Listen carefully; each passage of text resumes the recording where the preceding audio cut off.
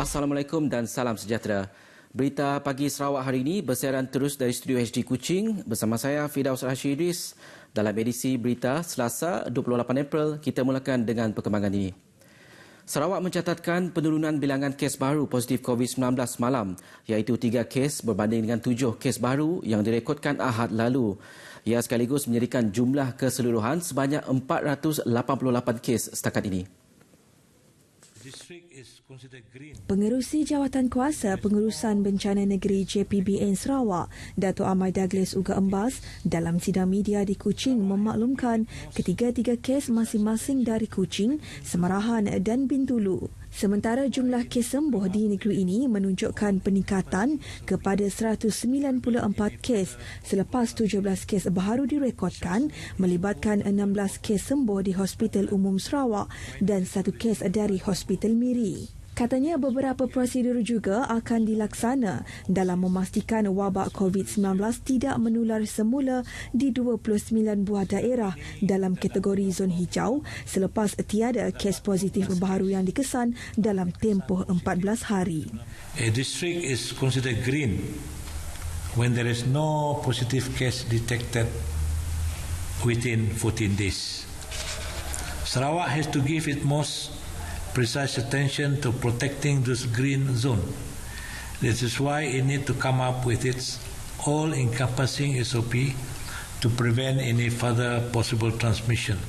Selain itu, semalam JPBN Sarawak mula melaksanakan pengesanan aktif kes ACD di 2 kawasan di Kota Semarahan, iaitu Taman Desa Ilmu dan Taman Uni Garden. Berikutan 20 kes telah dilaporkan di kawasan tersebut dalam tempoh 14 hari. Kawasan ini dipilih kerana dalam tempoh 14 hari yang lepas terdapat 20 kes telah dilaporkan yang melibatkan 2 kematian. Ini menunjukkan bahawa virus ini masih menular dalam kawasan tersebut. Maka strategi yang lebih agresif perlu diambil untuk mengesan kes positif dan memutuskan rantaian dan penularan virus secara berkesan. Operasi bersepadu tersebut dianggotai 120 petugas terdiri daripada Polis Diraja Malaysia, Kementerian Kesihatan Malaysia, Angkatan Pertahanan Malaysia dan Rela serta melibatkan sebanyak 5,300 buah rumah di kedua-dua kawasan berkenaan. Sebanyak 65,609 permohonan keluar daerah diterima di negeri ini sejak 4 April hingga Ahad lepas. Menurut Pesuruhjaya Polis Sarawak, Dato' Aidi Ismail, daripada jumlah tersebut, 60,193 permohonan telah diluluskan, manakala 5,400 permohonan tidak diluluskan. Dato' Aidi yang dihubungi pemberita RTM mendedahkan Bandaraya Kuching mencatatkan permohonan paling tinggi diikuti Sibu dan Miri.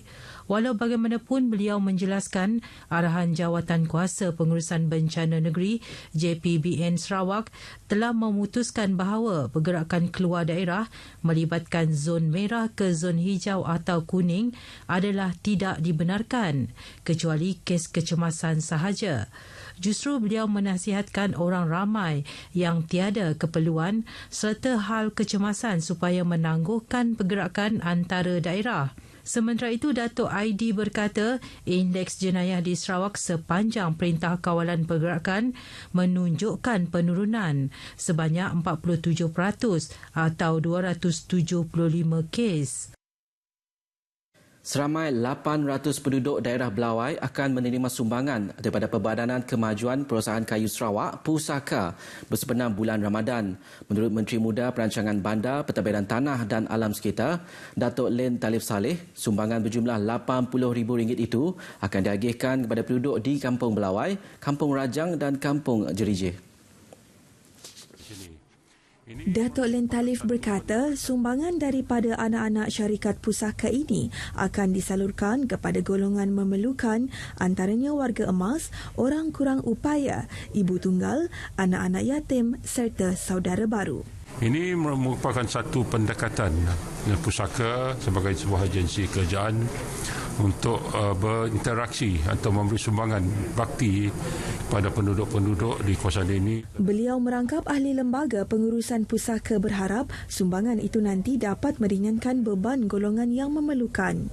Datuk Lim Talif berkata demikian kepada pemberita selepas majlis penyerahan simbolik bantuan sempena Ramadan di Belawai. Bank Negara Malaysia BNM Cawangan Sarawak mengesan 4 jenis penipuan kerap berlaku sepanjang tempoh Perintah Kawalan Pergerakan PKP di negeri ini. Pegawai Pentadbiran BNM Sarawak Norman George berkata, penipuan jenayah siber, pembelian dalam talian, kutipan derma daripada orang ramai tanpa kebenaran serta phishing scam atau scammers menggunakan email atau sistem pesanan ringkas SMS merupakan bentuk penipuan yang meningkat dengan ketara dalam tempoh PKP. Menurut Norman, jenayah siber merupakan sindiket penipuan menggunakan telefon secara rambang yang mendakwa diri sebagai pegawai polis, pegawai bank, pegawai mahkamah, pos, syarikat utiliti atau telekomunikasi serta agensi kerajaan malah Bank Negara Malaysia. Sindiket menggunakan pelbagai taktik memperdaya mangsa sehingga menyebabkan kerugian mencecah jutaan ringgit. Sepanjang Mac tahun ini, sebanyak 24 kes telah dilaporkan melibatkan kerugian melebihi RM600,000 berbanding 11 kes pada Februari dengan kerugian RM194,676. Menyatakan demikian dalam temu bual bersama stesen radio RTM di Kuching, Norman mendedahkan bagi penipuan dalam talian, penipuan pembelian penutup hidung dan mulut merupakan kes penipuan yang paling banyak berlaku berikutan orang ramai terdesak untuk mendapatkan bekalan. Kes sering melibatkan barangan tidak sampai atau hanya menerima kotak kosong walaupun bayaran sudah dilakukan menerusi perbankan dalam talian. Manakala sebanyak 27 kes dilaporkan antara 9 Februari hingga 30 Mac lepas melibatkan kerugian RM377,424. Dalam perkembangan sama, Bank Negara Malaysia turut mengesan penipuan oleh individu tidak bertanggungjawab yang mewujudkan kutipan derma yang kononnya bagi membantu golongan terjejas COVID-19 dan ramai yang terpedaya atas dasar berniat baik. Pegawai Pentadbiran BNM Sarawak Norman George berkata, derma berkenaan tidak dikawal selia oleh pihak berwajib dan akhirnya wang yang dikutip digunapakai oleh penganjur skim untuk kepentingan peribadi. Tegas Norman, kutipan derma perlu mendapatkan permit sah pihak polis di bawah Seksyen 3, Kurungan 2 dan Kurungan 3, Kurungan 3 Akta Kutipan Rumah ke Rumah dan Jalanan 1947 selain platform equity crowdfunding yang sah perlu berdaftar dengan Suruhanjaya Security. Setakat ini, terdapat 4 saluran derma yang sah untuk COVID-19 iaitu Tabung COVID-19 Agensi Pengurusan Bencana Negara, Tabung Musaadah COVID-19 JAKIM, Bantuan Kemanusiaan COVID-19 Media Prima dan Tabung Bantuan Frontliners COVID-19 Sinar Harian.